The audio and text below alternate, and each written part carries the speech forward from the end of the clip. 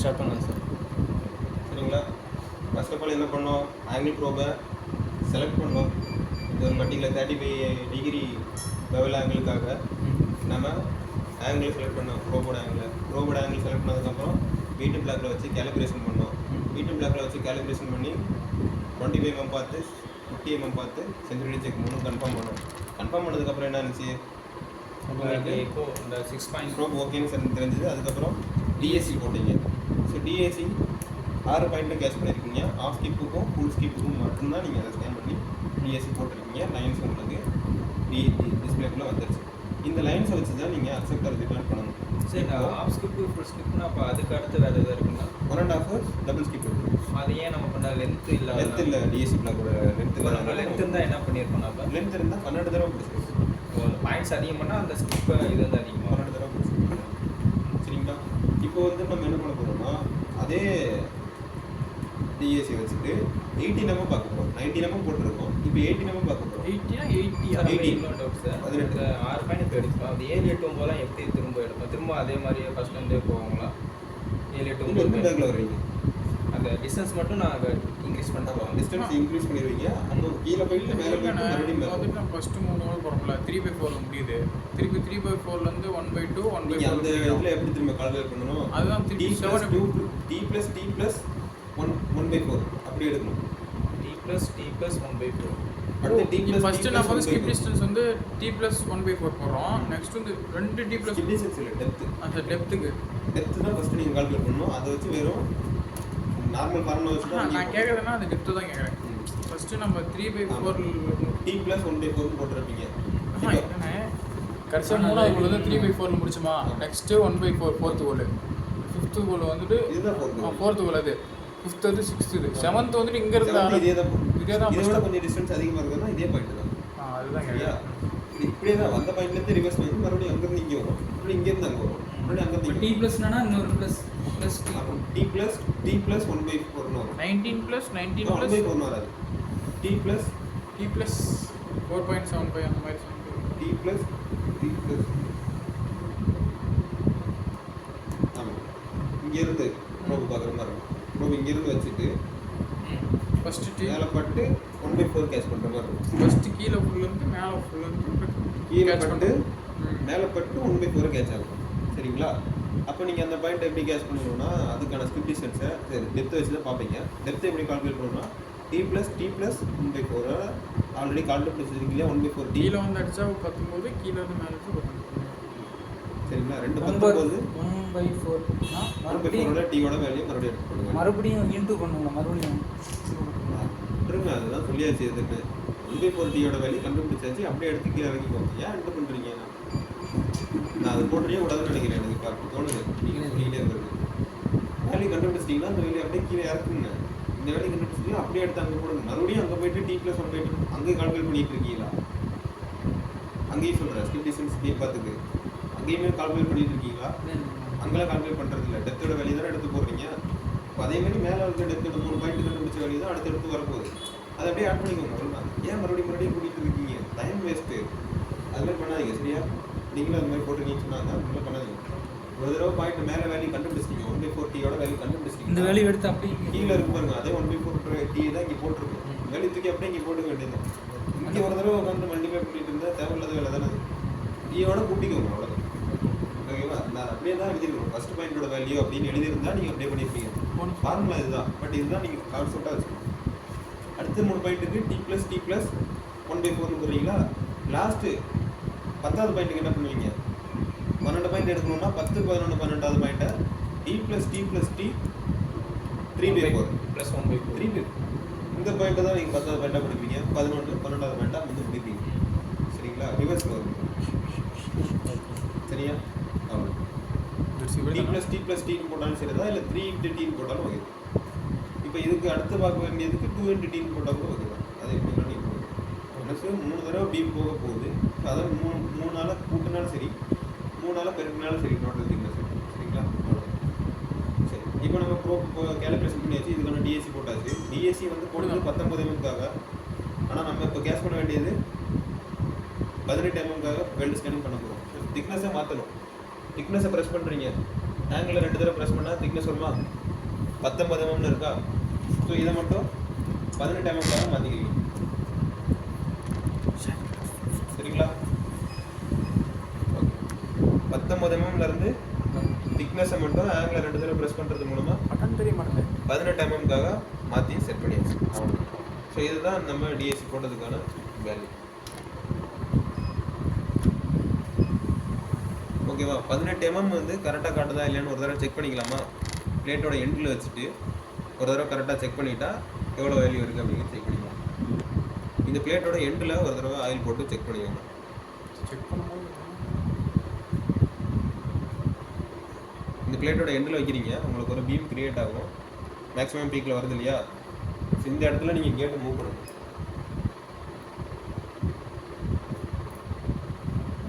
பாருங்கள் எத்தனை mm இருக்குது? 16 இருக்குது. நான் பேக்கில் வரேன். 16.9, 17.4, 17.5, 6, 7, 8, 9, 7. இதுக்கு மேலே போனால் மறுபடியும் குறைய ஆரம்பிச்சிடும். 9 குறையும். இப்போ 9, 7 தான் மேக்ஸிமம். 18 வராது அக்யூரேட்டாக. 18 அக்யூரேட்டாக வராதனால இதுதான் உங்களோட மேக்ஸிமம் பாயிண்ட். ஓகேவா? இதுதான் தான் நீங்கள் 80%க்காக காஷ்மீர் பிடிச்சிருப்பீங்க. 17.97, 18 வந்துருச்சா? இந்த திக்னஸ் வருதான்னு சொல்லிட்டு செக் பண்ணிக்கணும். அதேமாரி பேக்கில் வந்தீங்கன்னா இது பார்த்தீங்கன்னா டிஸ்பிளேயோட சென்டராக இருக்கும்.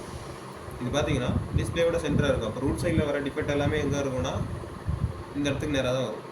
இப்போது ஃபஸ்ட்டில் பார்த்த டிஎஸ்சியோட வேல்யூவை நீங்கள் மறந்துட வேண்டியது. நீங்கள் பார்க்க வேண்டிய வேல்யூ எல்லாமே நியர்பை அங்கே வந்துடும் மேலுக்கு. ஸோ இப்போ ஃபுல் ஸ்கிப்பில் பார்க்குறீங்க. ஃபுல் ஸ்கிப்லேயும் 0ன்னு வரணும். ஓகேவா? 0 எங்கே வருதுன்னு பார்க்க போகிறீங்க. 19னா இந்த இடம் ரூட்டு, இந்த இடம் ரூட்டா? 19னா 18னா ரூட் வரணும். 0னா பேஸ் வரணும்.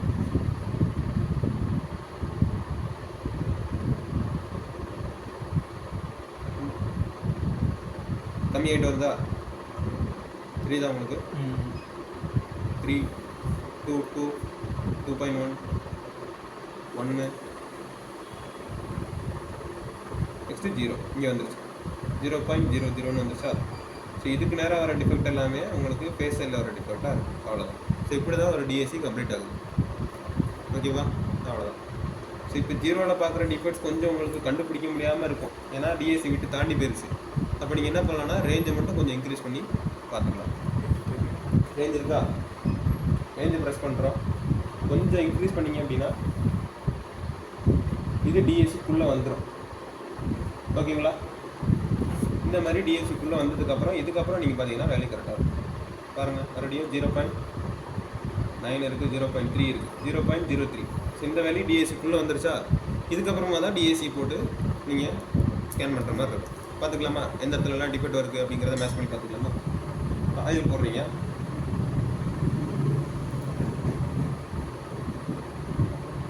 ரெண்டு சைடு கவர்லையுமே நீங்கள் யூடி இன்ஸ்பெக்ஷன் பார்த்தே ஆகும் கண்டிப்பாக. ஒரு சைடு கவரில் பார்த்துட்டு ஃபுல்லாக பார்த்துட்டேன் அப்படிங்கிறத கன்ஃபார்ம் பண்ணவே முடியாது. ஒரு சைடில் கவல் ரிஃப்ளெக்ஷன் வரும், இன்னொரு சைடில் ரிஃப்ளெக்ஷன் வராது.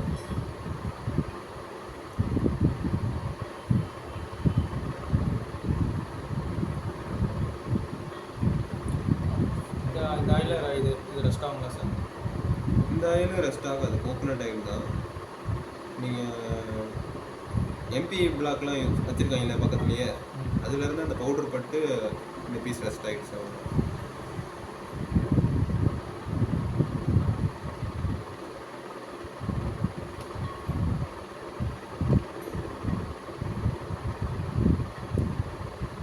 ஸோ ஆயிலை ஸ்ப்ரெட் பண்ணிட்டு தான் இருக்கா. நான் இன்னும் செக் பண்ணல இன்ஸ்பெக்ஷன். சரியா?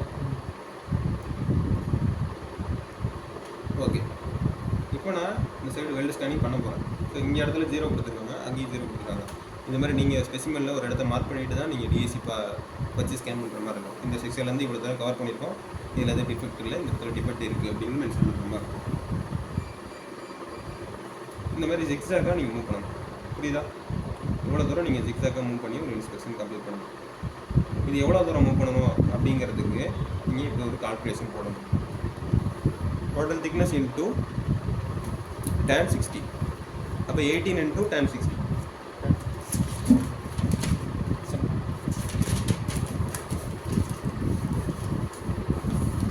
சார் அது எப்படி எழுதி வச்சுக்கிறது? 18க்காக நீங்கள் ஒரு ஸ்கிப் டிஸ்டன்ஸ் கண்டுபிடிக்கணும். 18 டோட்டல் திக்னஸ், பிளேட்டோட திக்னஸ் இருக்கு இல்லையா, இதோட இன்ட்டு tan 60 போட்டிங்கன்னா ஸ்கிப் டிஸ்டன்ஸ் வேல்யூ கிடச்சிடும். ஆஃப் ஸ்கிப் டிஸ்டன்ஸ் டேரெக்டாக இங்கேருந்து ப்ரோப் வச்சா ரூட்டில் போய் அடிக்க வேண்டிய வேல்யூ. அது எவ்வளோ வருதுன்னு பாருங்கள். அதே மாதிரி இன்ட்டு 2 போட்டு ஃபுல் ஸ்கிப் டிஸ்டன்ஸும் கண்டுபிடிங்க. 31.17 into 2 into 2 இன்ட்டு 2 போடுங்க. இன்ட்டு 2 போடுங்க.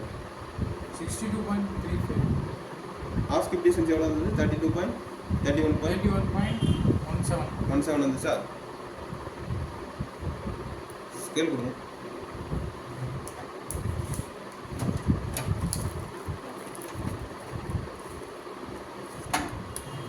இந்த வெல்டோட சென்டர்னு ஒன்று இருக்கும்.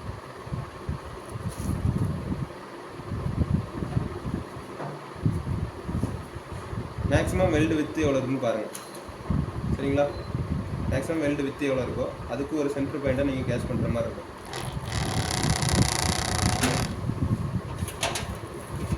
ஸ்டிச்சு கொடுங்க. வேறு இருக்க பாருங்க சிடி மார்க்கர். அதுக்கெல்லாம் இதோட டோ முடியுது. இந்த சைடில் டோ இங்கே முடியுது. சரிங்களா? பார்த்தீங்கன்னா தெரியும். எவ்வளோ தூரம் இருக்குது? 26 இருக்கா? 27 இருக்கு. 27 இருக்குது. 27ல் பாதி எவ்வளோ? 27 பாதி வந்து 25, 12, 13, 13. 27ல் பாதி கேட்குறேன். அதான் 13. 13 ஓகே. 13.5 13.5 இதுக்கு நேரம் ஒரு லைன் போகும். இதுதான் வெல்டோட சென்டர் ஏரியா.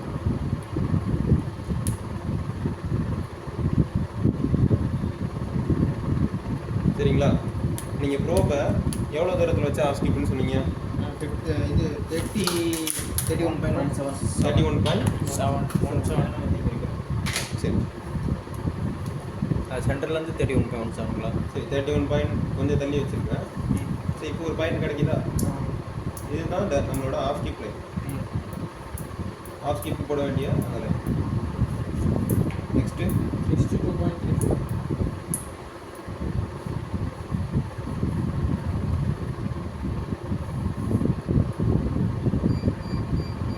62.35 ஓகே. 62 பாயிண்ட் கொஞ்சம் தள்ளி வச்சுருக்கேன். ஓகேவா? இதுக்கு நேரம் ஒரு லைன் வரைகிறேன். இதுதான் நம்மளோட ஃபுல் ஸ்கிப் லைன். சரிங்களா? Half skip and full skip. இங்கேருந்து நீங்கள் ப்ரோப் வச்சுருக்கீங்க. அதாவது உங்களோட 9.5 இருக்கு இல்லையா? இங்கே வச்சுருக்கீங்கன்னா இப்போ உங்களுக்கு என்ன வரும் அப்படின்னா ரூட்டில் இருக்கக்கூடிய வேல்யூ டிபெட் எதாவது இருந்தது அப்படின்னா உங்களுக்கு அங்கே காட்டும். இங்கே உங்களுக்கு பார்த்தாலே தெரியும் ஒரு ஸ்க்ராட்ச் மார்க் இருக்கா? இது வந்து எல்எஃப் சைடு வால் ஃபியூஷன். இப்போ அது கண்டிப்பாக உங்களுக்கு ஒரு ரிஃப்ளெக்ஷன் வரதான் செய்யும். இங்கேருந்து வச்சுருக்கீங்க பீம் என்ன ஆகும்? இங்கேருந்து கரெக்டாக ரூட்டில் போய் அடிக்கும். இங்கே இந்த ஒரு பாயிண்டில் நீங்கள் ப்ரோப் வச்சுருந்தீங்கன்னா இங்கேருந்து ரூட்டில் போய்ட்டு இப்படி ட்ராவல் ஆகிட்டு இருக்கு சவுண்ட். சரிங்களா? பட் இதுவே நீங்கள் இந்த சைடில் வச்சுருக்கீங்கன்னா ஒரு தடவை கீழே போய் பட்டு பேக்கில் போய் ரிஃப்ளெக்ஷன் ஆகிட்டு மேலே போய் படும். பீம் இப்படி போகும். இப்படி போய் பட்டுட்டு மறுபடியும் பார்த்தீங்கன்னா பேஸில் போய் அடிக்கும்.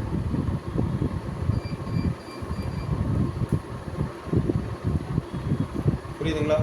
ஃபஸ்ட்டு நீங்கள் இங்கே பீம் வச்சுருந்தீங்கன்னா இப்படி ட்ராவல் ஆகும். ப்ரோப் இந்த சைடில் ஃபுல் ஸ்கீப்பில் வச்சுருக்கீங்கன்னா இங்கே சைடில் ட்ராவல் ஆகிட்டு இப்படி ட்ராவல் ஆகி ஃபேஸில் போய் அடிக்கும். ஸோ ரூட்டையும் ஃபேஸையும் ஒரு தடவை உங்களால் ஸ்கேன் பண்ணிக்க முடியும். இந்த மாதிரி full skip half skip full skip move பண்ணுறதுனால. ஸோ இப்போ நீங்கள் இதுக்கு நேராக அப்படியே ஸ்டைப் பண்ணிட்டு போக வேண்டியதான். 1.5னா ஒன்றும் இல்லை. இன்னும் கொஞ்சம் பேக்கில் வந்தீங்க அப்படின்னா 1.5 வரும். ஆனால் அதுக்கான செட்டப் நம்ம போடல. ஃபுல் ஸ்கிப்பும் ஆஃப் ஸ்கிப்புக்கு மட்டும் தான் போட்டுருவோம். அப்போ நீங்கள் டிஎஸ்சி மூவ் பண்ணுறப்ப என்ன பண்ணணும்னா இதுக்குள்ளே தான் மூவ் பண்ணிவிட்டு ஃபுல்லாக கம்ப்ளீட் பண்ணணும். ஸோ இவ்வளோ தூரம் நீங்கள் மூவ் பண்ணணும். இதுக்கு முன்னாடி போக தேவையில்லை. கரெக்டாக உங்களோட 9.5 வேல்யூ இதுக்கு நேராக வச்சா மட்டும் போதும். அதேமாதிரி 9.5 வேல்யூவை இவ்வளோ தூரம் அப்போ நீங்கள் இது வரைக்கும் நீங்கள் மூவ் பண்ணணும். ப்ரோவை இது வரைக்கும் மூவ் பண்ணணும். முன்னாடி பார்த்தீங்கன்னா இது வரைக்கும் மூவ் பண்ணணும். இவ்வளோ கேப் இருக்கணும். இது விட்டுட்டு ஃபுல்லாக ஒட்டி போய் வச்சுட்டு அங்கே போய் டிபெண்ட் இருக்குன்னு சொல்லக்கூடாது. டேரக்ட் ஸ்கிப்லேயே போய் பார்த்துட்டு இருப்பீங்க. சரியா? இந்த மாதிரியும் போயிடக்கூடாது. 9.5க்கு முன்னாடியும் போயிடக்கூடாது. 9.5 வச்சுட்டு பின்னாடியும் போயிடக்கூடாது. ஸோ இதுக்குள்ளே தான் உங்களோட டிஎஸ்சியை பார்த்து முடிக்கணும். சரிங்களா? பார்க்க ஸ்டார்ட் பண்ணிடலாமா? டிபெட் எங்கெங்கெல்லாம் வருதுன்னு சொல்லிட்டு பார்க்கலாமா? ஆயில் போட்டாச்சு. ஆயில் போட்டதுக்கப்புறம் வெல் ஸ்கேனிங் ஸ்டார்ட் பண்ணுவோம். வெல் ஸ்கேனிங் ஸ்டார்ட் பண்ணுறதுக்கு முன்னாடி மேலே தான் நம்ம டிபெட் வந்து மார்க் பண்ணுவோம். ஸோ அந்த இடத்துக்கு நேராக எதுவுமே ஆயில் இல்லாத மாதிரி பார்த்துக்கலாம். வீட்டுக்கு நேராக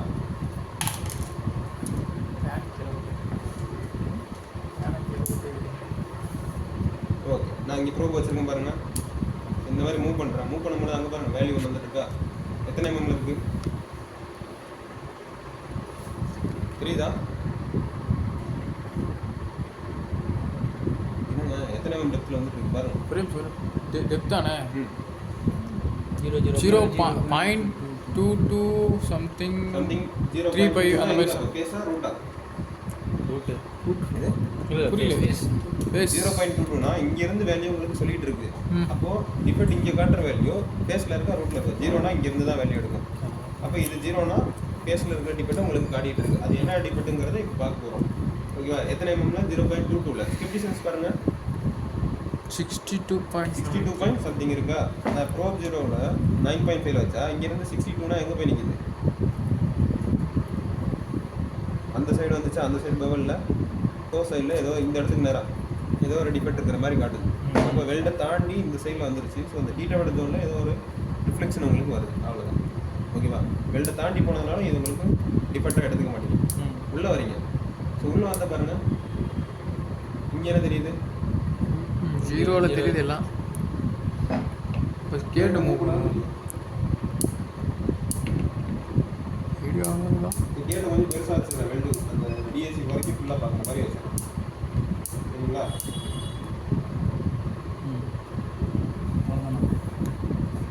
இப்போ பாருங்கள் எத்தனை எம்எம் வருது? 16 எம்எம் டெப்த் இருக்குது. டோட்டல் பிளேட்டு 16.60 18 mm பிளேட் இருக்கு. ஆனால் 16 mm டிஃபெக்ட் காட்டுது. அது மட்டும் இல்லாமல் ஸ்கிப் டிஸ்டன்ஸுங்கிறது 33 mm காட்டுது.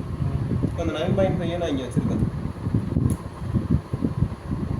இதுக்கு நேராக வச்சிருக்கேன். இப்போ 33 mm எங்கே காட்டும்? அதுக்கு நேராக வந்துட்டு இருக்குமா? இதுக்கு நேராக இந்த சைடில் டோ முடியுது இல்லை, வெல்ட் முடியுது இல்லை, இந்த இடத்துக்கிட்ட பார்த்தீங்கன்னா ஒரு டிஃபெக்ட் மாதிரி காட்டும். ஆனால் பாருங்கள், நம்ம பார்க்க சொன்னது இதுக்குள்ளே 9.5 தாண்டி போகக்கூடாதுன்னு சொன்னேன். ஆனால் போயிடுச்சு. ஸோ இப்போ டேரக்ட் ஸ்கிப்பில் போனதுனால வெல்டை தாண்டி போய் ஒரு டிஃபெக்ட் காட்டிட்டு இருக்கு. இதுக்குள்ளேயும் போகக்கூடாது. ஸோ இது வரைக்கும் தான் நீங்கள் பார்க்கணும். இங்கே தான் டிஃபெக்ட் காட்டுதா இல்லையா ஸ்பெண்ட் பண்ணுது. இப்போ பாருங்கள், 14 mm டெப்த்தில் ஒரு டிஃபெக்ட் காட்டிகிட்டு இருக்கு. 37 mm இங்கேருந்து சேம் அதே தான். உங்களுக்கு அந்த இடத்துல ஆல்ரெடி பார்த்தீங்க இல்லையா? இந்த இடத்துக்கு நேராக கரெக்டாக ரூட்டில் 14 mm. அப்போ இந்த இடத்துக்கு நேராக 14 mm டெப்த்தில் உங்களுக்கு ஏதோ டிஃபெக்ட் காட்டிட்டு இதுக்கு நேராக இங்கே ஏதோ ஸ்க்ராட்ச் மார்க்கோ இல்லை எல்எஃப்ஓ இருக்கலாம். ஸோ அதோட லென்த்து தான் இப்போ நம்ம நோட்டிஃபை பண்ணணும். இதோட ஸ்டார்ட் பாயிண்ட்டை நீங்கள் எடுக்கணும். ஸ்டார்ட் பாயிண்ட் எங்கே இருக்கும்?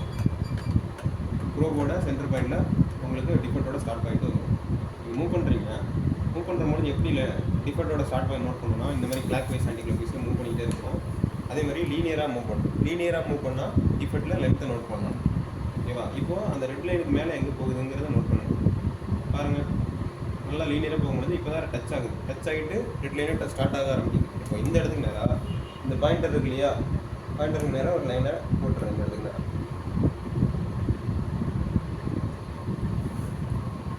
சரியா? இப்போ ஒரு லைன் போட்டுருக்கேன்னா இதுதான் டிஃபெக்டோட ஸ்டார்ட் பாயிண்ட். எண்டு பாயிண்ட்டை நோட் பண்ணணும். எண்டு பாயிண்ட் எப்படி நோட் பண்ணுறதுன்னா அதே லீனியராக மூவ் பண்ணுறீங்கன்னா வெல்டுக்கு மேலே போக ஆரம்பிக்கும் ஒரு பாயிண்டில். ஓகே, இந்த இடத்துக்கு இன்னும் போகல. இப்போ டிஃபெக்டை ஃபுல்லாக சைசிங் பண்ணணும். ஒரு பாயிண்டில் ஏறி முடிஞ்ச மாதிரி தெரியும். டக்குன்னு உள்ளே தான் போகுது. சரியா? எந்த இடத்துல முடியுதுன்னு பார்க்கலாமா? அப்படியே அந்த ஆக்சஸ்லேயே போயிட்டு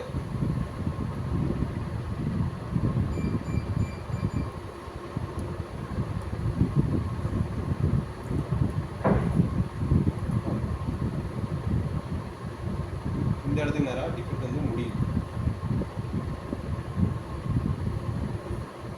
ஸோ இது வந்து டிஃபெக்டோட எண்டு பாயிண்ட். அந்த பாயிண்டர் மாதிரி இருக்கும். ப்ரோக்கு முன்னாடி தெரியுதா?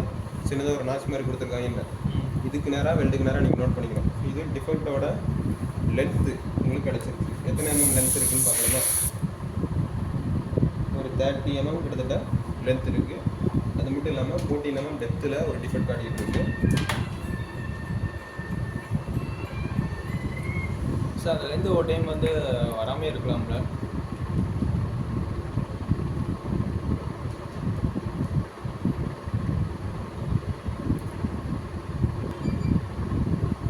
ஓகே, டிஃபெக்டோட லென்த்து ஐடென்டிஃபை பண்ணிட்டீங்க. இப்போது டிஃபெக்டோட டெப்த்து நோட் பண்ணணுமா? எவ்வளோ தூரம் இருக்குன்னு சொல்லிட்டு.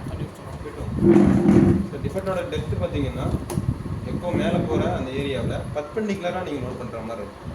லீனியராக மூவ் பண்ணிங்கன்னா லென்த்து பார்க்கலாம். லென்த்தை நோட் பண்ணிக்கலாம். டிஃபெக்டோட லென்த்தை நோட் பண்ணிக்கலாம். பர்பெண்டிகுலராக மூவ் பண்ணுறீங்க அப்படின்னா டிஃபெக்டோட டெப்த்தை நோட் பண்ணிக்க முடியும். எங்கே ஏறுது எங்கே முடியுது அப்படிங்கிற ஒரு பாயிண்ட்டை நோட் பண்ணுற மாதிரி இருக்கும். ஸோ மூவ் பண்ணிக்கிட்டே நான் மேலே போகிறேன்.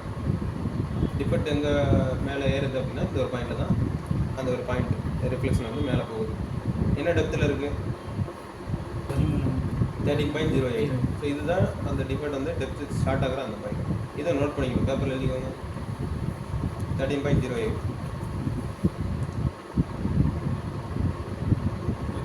டெப்த் ஸ்டார்ட் ஆகிடுச்சு. இது எங்கே முடிக்கிறது? மறுபடியும் அங்கே மேலே ஏறி அந்த பாயிண்ட் வந்து மறுபடியும் கீழே இறங்க ஆரம்பிக்கும் ஒரு பாயிண்ட். பார்த்தீங்களா? இப்போ எவ்வளோ பாயிண்டில் முடியுது?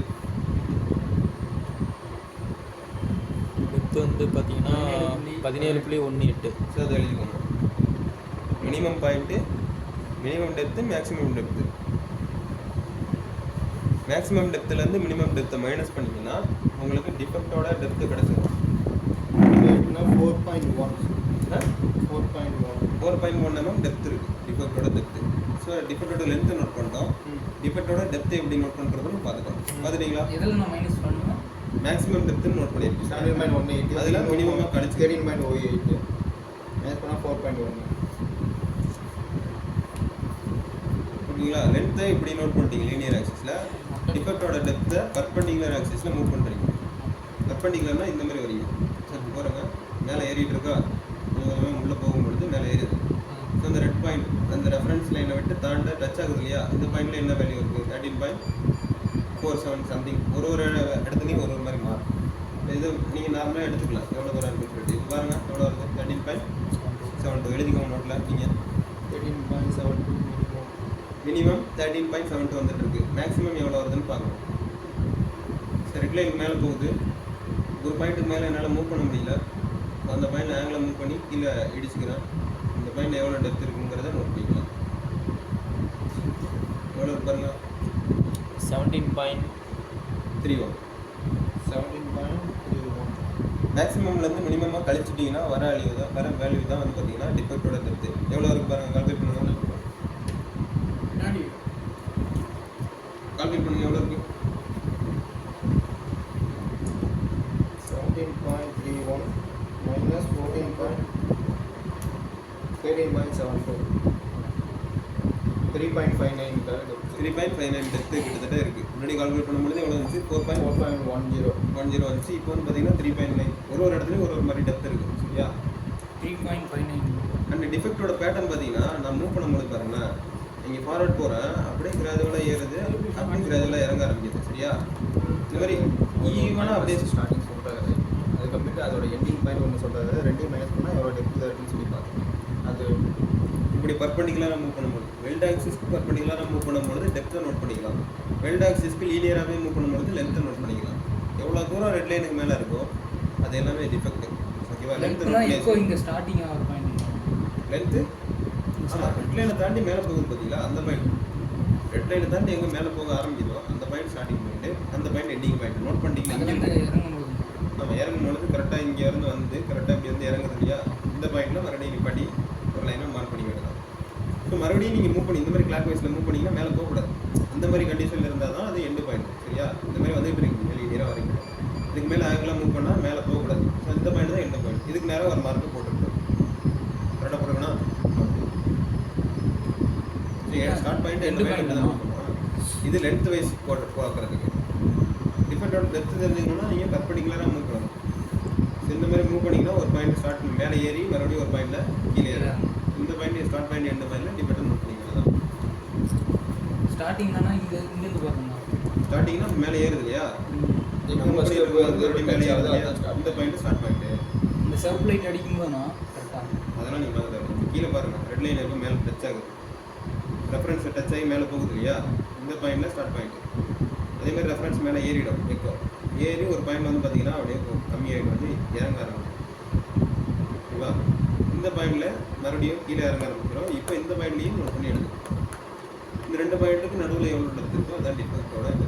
பாருங்கள் லீனியராக எவ்வளோ தூரம் லென்த் இருக்குது? 30 mm லென்த் இருக்குது. 3.5லேருந்து 4 mm வரைக்கும் டெப்த் இருக்குது. என்ன மாதிரி டிஃபெக்ட் இந்த மாதிரி வரும்? இது ஒரு linear டிஃபெக்டா rounded டிஃபெக்டா?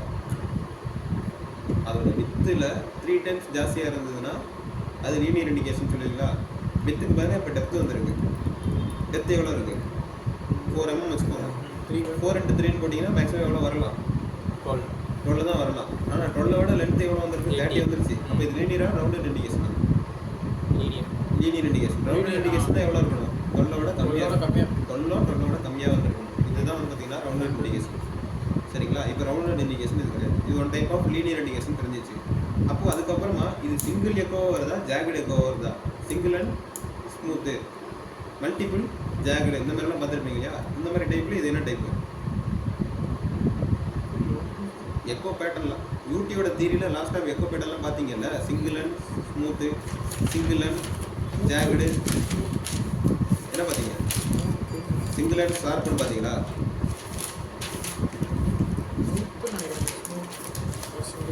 Single and smooth, next single and jagged, next multiple, இந்த மாதிரிலாம் பார்த்துருக்கீங்களா? இது என்ன பேட்டர்ன் இப்போ நீங்கள் பார்த்ததுல?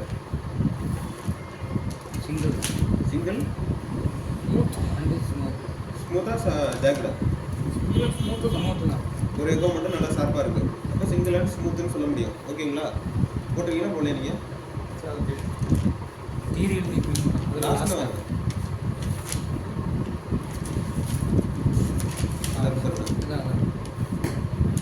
சரிங்களா? சிங்கிள் அண்ட் ஸ்மூத்து அந்த மாதிரி எக்கோ பேட்டர்ன் தான் இப்போ பார்க்குறீங்க. பின்னாடி லாஸ்ட்டாக வாங்க. இன்னும் வாங்க. எல்எஃப்னா என்ன, போரோசிட்டினா என்ன, அது எப்படி இருக்கும்னு எழுதியிருப்போம்ல, அதுங்க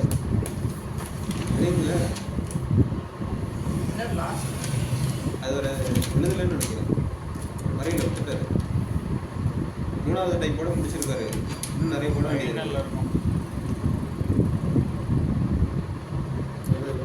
மூணாவது டைப் தான் எழுதியிருக்காரு அவர். அதுக்கப்புறம் போடல. லெவல் போட்டுருவேன்.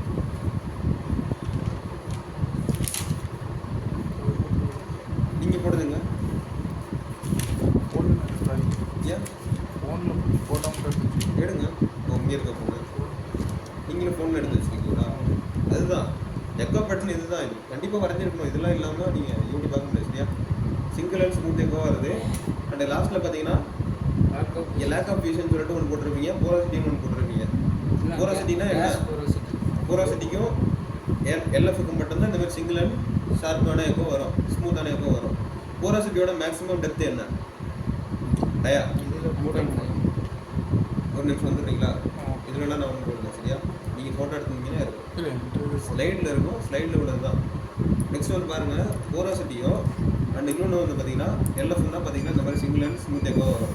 போரோசிட்டிக்கு டெப்த்து மேக்ஸிமம் என்ன இருக்கலாம்? டயா 1.5 தான் இருக்கலாம். ஆனால் நம்மளுக்கு 3.4 mm டெப்த்து வந்துருச்சு.